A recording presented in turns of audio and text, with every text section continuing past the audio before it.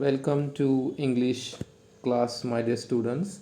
Today we are going to learn language study from page number 41 in 7th standard English textbook.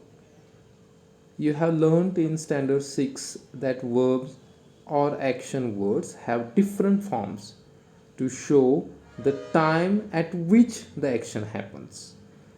तुम्ही आता 6वीमध्ये पाहिलेलं होतं की कृतीदर्शक जे शब्द आहेत ते वेगवेगळ्या स्वरूपामध्ये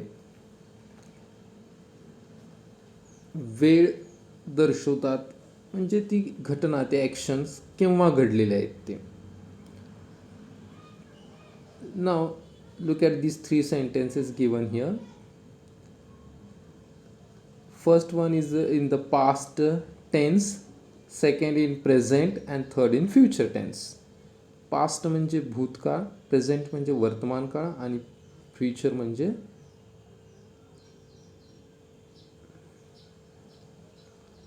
भविष्यकाळ.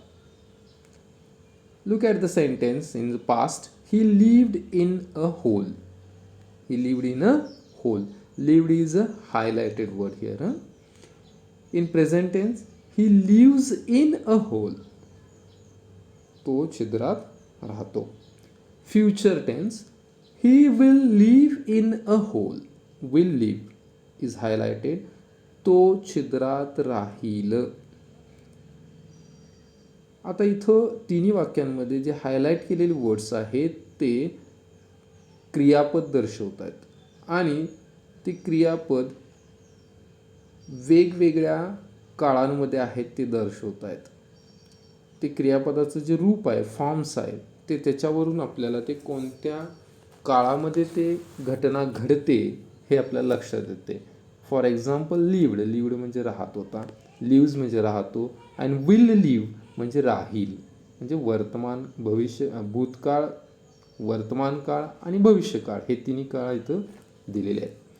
You also know that the past tense forms usually have d, ed or ied at the end. तुम्ही सर्वसामान्यपणे पाहिलं असेल की जे क्रियापद असतात त्या क्रियापदांच्या शेवटी डी किंवा ईडी किंवा आयईडी लागून त्या क्रियापदाचं भूतकाळी रूप झालेलं आपल्याला दिसून येतं. Some present tense forms third person singular. आता काही क्रियापदाची जी रूपं असतात वर्तमान काळातली ती तृतीय पुरुषी एकवचनी असतात. हॅव, एस, इयस or I S at the end. आणि अशा क्रियापदांच्या शेवटी एस, इयस किंवा आय एस लागलेलं असते. Present tense forms used with I, we, you and they do not have S, इयस or I S after them. आता वर्तमान काळातील जी क्रियापदाची रूपं असतात त्या क्रियापदाची रूपं ही आय, वी आणि यू या सर्वनामांच्या नंतर वापरली जातात आणि ह्या क्रियापदांना यस, इयस आणि आय एस हे क्रियापदांना लागलेलं नसतं. There is no change in them. आणि त्यांच्यामध्ये कसलाही बदल होत नाही. The future is indicated by will and shall. The future is indicated by will and shall. आणि भविष्यकाळातील जी क्रियापदं असतात, भविष्यकाळात वाक्य करत असताना विल आणि शॅल ह्या सहाय्यकारी क्रियापदांचा उपयोग केला जातो. Use any 5 of the following verbs in your own sentences to show the past, present and future tense. आता तुम्ही खाली दिलेली जी क्रियापद आहे त्यांचा उपयोग करून तुम्ही ती क्रियापदं तुमच्या स्वतःच्या वाक्यात उपयोग करायची आहेत. तुम्ही ती वाक्य भूतकाळामध्ये, वर्तमान काळामध्ये आणि भविष्यकाळामध्ये करू शकता.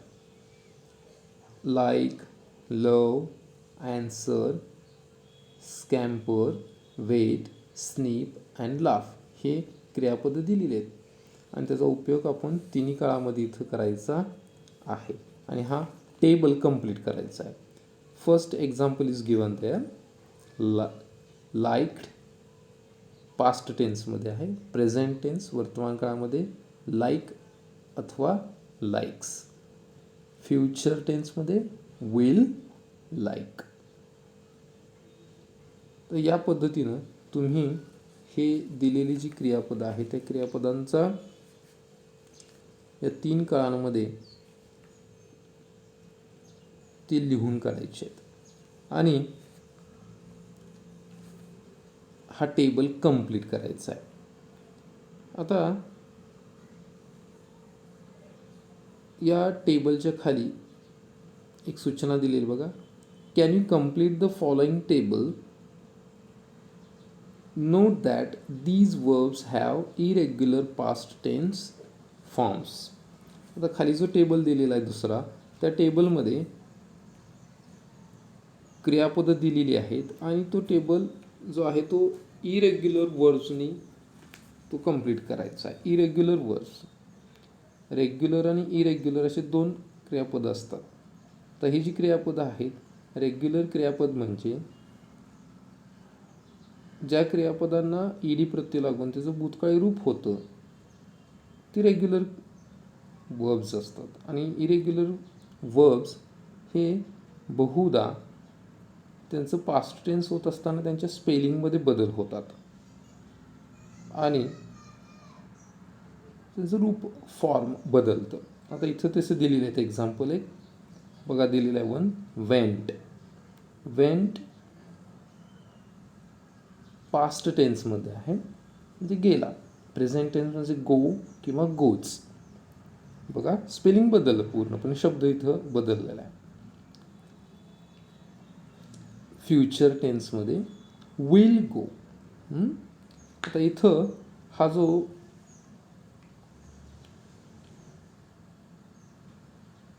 इरेग्युलर वर्ब दिलेला आहे वेंट, गो, विल गो, म्हणजे इथं तुमच्या लक्षात येईल की इथं हा जो इरेग्युलर पास्ट टेन्स फॉर्म्स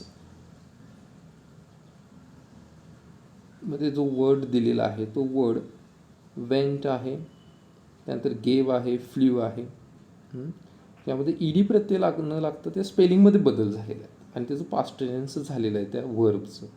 आणि मग प्रेझेंट टेन्समध्ये तो वर्तमान काळी रूप त्याचं कसं असेल आणि फ्युचर टेन्सच्या कॉलममध्ये तो भूतकाळी रूप कसं असेल तिथं लिहायचं आहे तुम्ही.